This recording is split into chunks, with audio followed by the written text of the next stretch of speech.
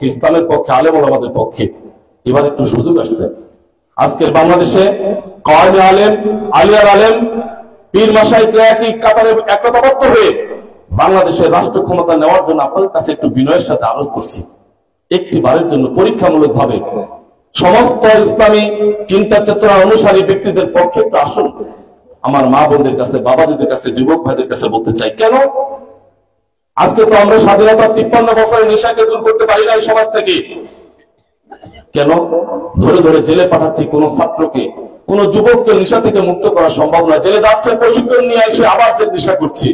আমি মনে করি এই নেশাসক্ত একজন যুবককে যদি একটু সহযোগ্য দিয়ে কোরআনের শিক্ষা দেওয়া যায়, একটু তাকে নামাজি বানানো যায়, একটু যদি ইসলামী শিক্ষা দেওয়া যায়, একটু তাকে আল্লাহর ভয়টা যদি ভিতরে দেওয়া যায়, তাহলে এই নেশাসক্ত যুবকটাই একসময় ইসলামের জন্য খালেদ বিন ওয়ালিদের মতো ভূমিকা রাখবে ইনশাআল্লাহ। আমরা মনে করি আলেম ওলামারা এটাকে ভূমিকা রাখতে পারবে, কারণ আমরা যারা নেতৃত্ব দিচ্ছি একটি সিগারেটও কোনোদিন খাই নাই, অথবা আমরা নেশামুক্ত সমাজ করতে পারি।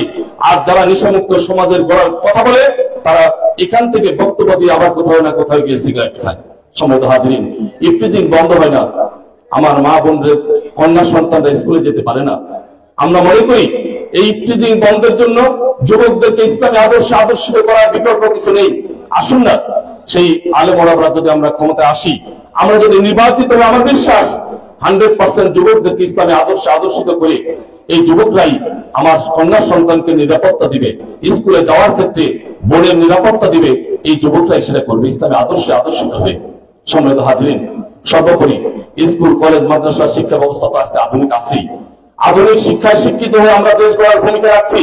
কিন্তু আজকে অবহেলিত সবচেয়ে বেশি হচ্ছে হাফিজি মাদ্রাসা, কামি মাদ্রাসা, এতিমখানা। আজকে গোটা বাংলাদেশে নয়, গোটা পৃথিবীতে হাফিজি মাদ্রাসার ছাত্র আজকে শ্রেষ্ঠত্ব অর্জন করছে, একবার নয় অসংখ্যবার। আজকে সেই ছাত্ররা অবহেলিত, সেই ছাত্ররা দান খয়রাত সাদাকা নিয়ে আজকে তারা লেখাপড়া শিখছে। কেন? মুসলিম অধ্যুষিত বাংলাদেশে তো রাষ্ট্রীয় অর্থায়নে কোরআনের পাখিদেরকে শিক্ষায় শিক্ষিত করে আগামী দিনের দেশ পরিচালনার জন্য এরদোগানের মতো রাষ্ট্রনায়ক তৈরি করার ক্ষেত্রে হাফিজি মাদ্রাসার দিকে ভূমিকা রাখার কথা, সেটা কি হচ্ছে? হচ্ছে না। এজন্য আমি আপনাদের কাছে বলতে চাই, এরদোগান যদি কোরআনে হাফিজ হয়ে তুরস্কের প্রেসিডেন্ট হতে পারে, আজকে কামি মাদ্রাসার বড় আলেম হয়ে যদি আফগানিস্তানের প্রেসিডেন্ট হয়ে রাষ্ট্র পরিচালনা করতে পারে, আমার দেশের মেম্বার, চেয়ারম্যান, এমপি, মন্ত্রী এই সমস্ত পদে নির্বাচিত কোরআনে হাফেজরা হতে পারবে না? এটা কি হতে পারে? বলেন না হতে পারে? আপনারা কি চান না যে হাফেজরা আগামী দিনে দেশের নেতৃত্বে আসুক? চান না? অতএব এই সমস্ত ছাত্রদেরকে একটু একটু পরিবেশ দিলে তারা অবশ্যই শিক্ষায় শিক্ষিত হয়ে আগামী দিনে এই বাংলাদেশ গড়ার ক্ষেত্রে ভূমিকা রাখবে। আসুন আমরা সকল দিক থেকে প্রতিশ্রুতি দিচ্ছি।